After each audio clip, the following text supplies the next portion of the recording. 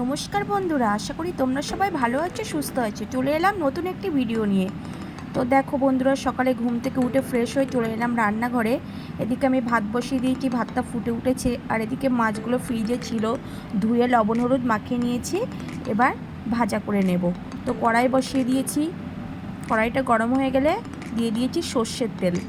আর মাছটা আমি জাস্ট একবার এপিট ওপিট করে ভাজা করে নিয়েছি, যেহেতু ইলিশ মাছ বেশি ভাজবো না, আর করবো সর্ষে পোস্ত ইলিশ। আর এদিকে সাদা সর্ষে, কালো সর্ষে আর কিছুটা পোস্ত আমি মিক্সারে পেস্ট করে নেব।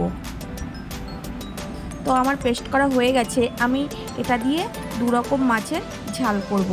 তো দেখো বন্ধুরা, মাছটা ভাজা করে নিয়েছি, তারপরে কড়াইতে আবার একটু তেল দিয়ে দিয়েছি। আর এদিকে সর্ষে পোস্ত বাটাটা দিয়ে দিয়েছি, আর কাঁচা লঙ্কা দিয়ে দিয়েছি, লবণ হলুদও দিয়ে দিয়েছি। ফুটে উঠেছে ঝোলটা, এবার মাছগুলোকে দিয়ে দেব। তো মাছগুলো আমি দিয়ে দিয়েছি, ঝোলটাকে আর একটু ফোটাবো মাছগুলো দিয়ে। তো ফুটে উঠেছে, এবার আমি একটু কাঁচা সর্ষের তেল দিয়ে নামিয়ে নিয়েছি।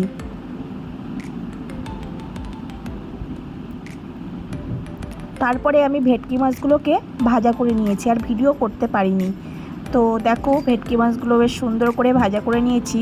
এবার কড়াইতে দিয়ে দিয়েছি সর্ষের তেল, তার মধ্যে দিয়ে দিলাম পেঁয়াজ কুচি। পেঁয়াজ কুচিটা একটু লাল লাল হয়ে গেলে এবার এর মধ্যে সর্ষে পোস্ত বাটাটা দিয়ে দিলাম, কটা কাঁচা লঙ্কা দিয়ে দিলাম, লবণ হলুদ দিলাম। এবার ভাজা মাছগুলোকে দিয়ে দিয়েছি। এটা ভেটকি মাছ, ভেটকি মাছের ঝাল হবে। তো দেখো, হয়ে গেছে আমার ভেটকি মাছের ঝাল, নামিয়ে নিয়েছি।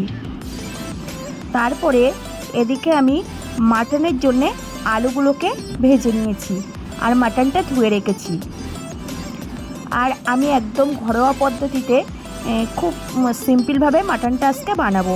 তো এদিকে শুকনো লঙ্কা, আদা রসুন মিক্সারে পেস্ট করে নিয়েছি, কড়াইতে সর্ষের তেল দিয়ে দিয়েছি। এবার পেঁয়াজ কুচিগুলো দিয়ে দেব।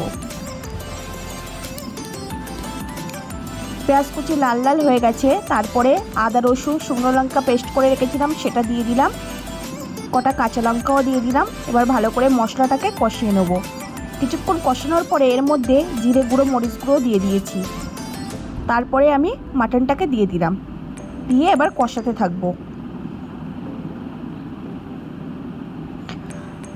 আমার না ওই দই দিয়ে ম্যারিনেট করে যে মাটনটা বানানো, আমার ওটাটা খুব একটা পছন্দ হয় না। আমার এই সিম্পলভাবে এটাই ভালো লাগে বেশি। তো মাটনটা কষানো হয়ে গেছে, এবার প্রেশার কুকারে দিয়ে 3টে সিটি মেরে নেব।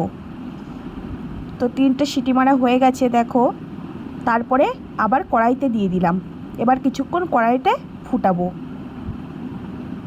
কড়াইতে ফোটালে না একটা অন্যরকম টেস্ট আসে, যদি শুধু প্রেশার কুকারে বানাই সেই টেস্ট আসে না।